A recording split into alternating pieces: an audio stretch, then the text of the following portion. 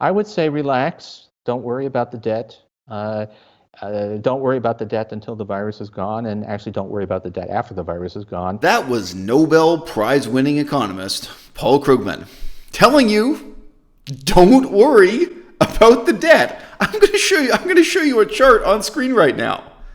Does that look like something you should worry about? You know, if you zoom in here, if you just look at the part that's blue, 2016, 17, 18, 19, you know, it used to be that people on the left, the mainstream left as well as the far left, it used to be that people on the left criticized Donald Trump for what you see there with the debt in the United States of America getting worse and worse and worse. And then, oh, look at that. 2020, it's not just a little bit worse, is it? Why do you think it is that the mainstream left, the center left, the moderate left is saying what Paul Krugman is saying? That they're saying, don't worry about the debt. What a preposterous thing to say, whether cynically or sincerely, given that it is Donald Trump who's to blame for this debt. Wouldn't it be reasonable? Wouldn't it be reasonable to worry? I mean, it's not asking a whole lot to worry about the debt. Quote, the U.S. is about to vastly increase its debt, period. That's a good thing, period. What a headline. Quote, the scare stories about government debt are back, period. Ignore them. Wow, it sure seems like there's a chorus of expert opinion quoted in mainstream center-left publications like the New York Times and the Guardian. They're all trying to convince you that what you see on this chart, this big, scary red line, that's nothing to be scared of at all. What do you think possibly could motivate this? Oh, well, countries never go bankrupt, right? No. Countries do go bankrupt all the time.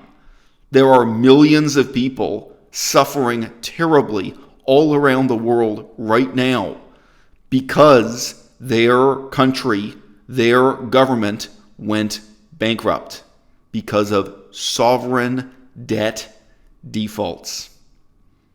In this world, there are no heroes and there are no villains. There are people who care and there are people who don't. The reality is that the left wing doesn't have a monopoly on caring. You and I, right now, we get to choose whether we care or we don't, whether we're willing to learn truth from facts, face up to empirical reality, or if we're going to insist on a fiction and disregard the facts for that reason. You ever heard of Argentina? But Argentina going bankrupt, that was ancient history. That was a real long time ago, right? 2002? 2002 is ancient history to you? You think that doesn't count? You think what happened to Argentina can't happen to Canada? It can. Have you checked the newspaper headlines lately about Argentina? Maybe it didn't make it into your news. Argentina is still dealing with its bankruptcy, with its sovereign debt crisis. It's still dealing with the consequences of what happens when you have the attitude of Nobel Prize-winning economist Paul Krugman of just not worrying about your debt for just a little bit too long. They're still dealing with that to this day. Argentina heads for 9th sovereign debt default. These are headlines from 2020. This is news here and now. These are the consequences people are dealing with. And you know what kind of consequences they include? They include people starving to death. They include people dying because hospitals don't have electricity. They include diseases from the dark ages returning because the government can't employ sanitation workers to collect garbage anymore. Our civilization in the 21st century, it's impressive, but it's fragile. If you take away just one of the things, one of the services the government provides that we've all come to rely on day in and day out, you take away garbage collection, you take away electricity, you take away running water or water purification cleaning services, just one of those, and very rapidly, the gleaming towers of our most beautiful cities become uninhabitable hellholes. Plagues from 500 years ago can return. And yes, the convenience of going to grocery stores is amazing. The convenience of buying food grown and manufactured all over the world is incredible. That supply chain is also frighteningly fragile, as is shown right now in Lebanon. Have you seen these headlines? I'm not asking, have you been looking for these headlines? I'm asking if you've seen them. It's most likely they haven't been discussed on the news program you choose to watch or in the newspaper that you happen to have seen. People in Lebanon are starving to death today. This is a sovereign debt crisis unfolding right now in the year 2020. And in case you think it was caused by coronavirus, you're wrong. Quote, millions of people are watching their savings and salaries disappear as food inflation hits nearly 200%. Mohammed stood in the market trying to calculate how much food he could afford for himself, his wife, and 2 children. In the end, he decides on potatoes for dinner. 3 potatoes sliced up with half a red pepper and some cucumbers on the side. That would have to be dinner for 4. Quote, before the dollar crisis, my monthly salary as a freelance accounting assistant would last 15 to 20 days. Now it's only enough for 5 days. I think they will probably make all of us leave our jobs at the end of July. My family are already past the minimum that we can survive on. We borrow from the market to eat for the rest of the month. Now, I'm just going to show you this chart again. And you see how the blue lines were going up, up, up under Donald Trump before we already had a debt crisis, long before this coronavirus thing started happening. Oh, and many of you, I'm sure, are not watching from the United States. You say, well, maybe this is just a uniquely American problem. No, it's global. Okay, you can take a look here. The total debt on planet Earth, that's actually the calculus being shown in this chart. Debt was a problem globally and worldwide. But if we just look here at the United States, you look at that gradual increase before coronavirus under Donald Trump. Now look at this chart. This is the gradual increase in Lebanon before their economy collapsed, before their government declared that they just had too much debt, couldn't make the interest payments anymore. You know, it's not that much difference between 2 curves, especially when, oh wow, look at this. See where the red arrow is? That's exactly the same curve, but now we're going back all the way to the year 2000. And that increase in debt looks even more humble, even more reasonable, right? The societies we live in are fragile. If you're on the left, if you're on the right, if you're on the center, no matter what, ask yourself, do you care? Do you care about reality? Do you care about what happened to the people of Lebanon? Do you care about what happened to the people of Argentina? Face up to the reality first and then theorize. Don't tell me that you've got some gleaming economic theory that just requires me to disregard this kind of reality to believe in it. Quote, Lebanon must now choose between honoring its debts and providing the most basic services to its citizens. How can we pay the creditors while there are people in the streets without money to buy a loaf of bread? You think this is a game?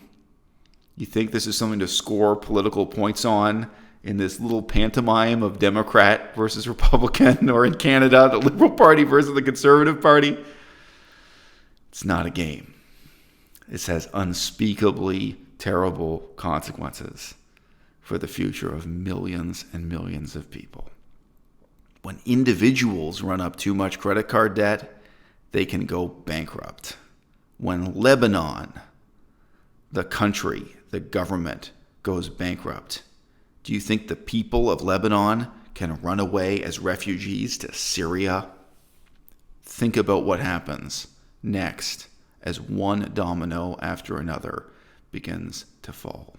Now, the finance minister went to great lengths to brag about the low interest rates that he's paying on the debt, as though he somehow set those interest rates himself. Those interest rates are temporary, and they're only made possible by the cornucopia of cash that is coming out of the Bank of Canada, a bank which has created through keystrokes on a computer about $400 billion of new currency for government spending in less than 100 days. This government has now smashed through the $1 trillion debt mark. $1.06 trillion is the size of Canada's national debt. A deficit of $343 billion. We expected the finance minister would arrive here today with a plan to bring our economy back to life. Instead, what he did is brag that his plan is the most expensive plan in the G7.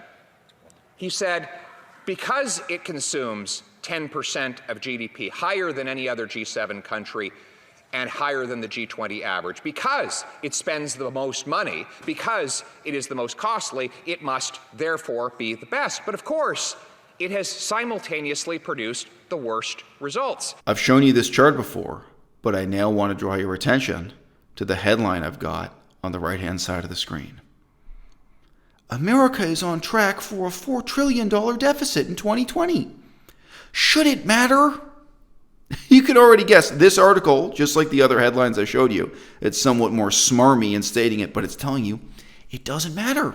Don't worry about the debt. Oh, on the contrary, every well-intentioned, high-minded liberal, every left-of-center, sophisticated, urbanite person ought to go around reassuring others that it's just a misconception that government debt is. It's just a misconception that governments can go bankrupt and this can have terrible consequences for people, right? And who is this guy? I looked into him. Who is the author of this article? He describes himself as offering a center-left perspective. He basically writes freelance propaganda for the Progressive Policy Institute. It's no surprise most of what the Progressive Policy Institute endorses is massive levels of government deficit spending in order to achieve their particular left-of-center social and economic goals, just like Paul Krugman. Stereotypically, the right wing cares about austerity while the left does not. And the mainstream left, like Paul Krugman, they actually deserve the harshest criticism on this. It's people in the center, it's the moderates in the middle that deserve the harshest criticism. But in praxis, conservatives care about tax cuts, not balanced budgets. Keep that in mind. Austerity is meaningless if it's combined with tax cuts, with lower taxes for the wealthy, because the outcome of the government being deeper in debt is still the same. I would say relax. Don't worry about the debt. Don't worry about the debt until the virus is gone, and actually don't worry about the debt after the virus is gone. Paul Krugman says, don't worry about the debt. I'm saying to you, worry. You also can end up like Argentina. You also can end up like Lebanon. Dun, dun, dun, dun.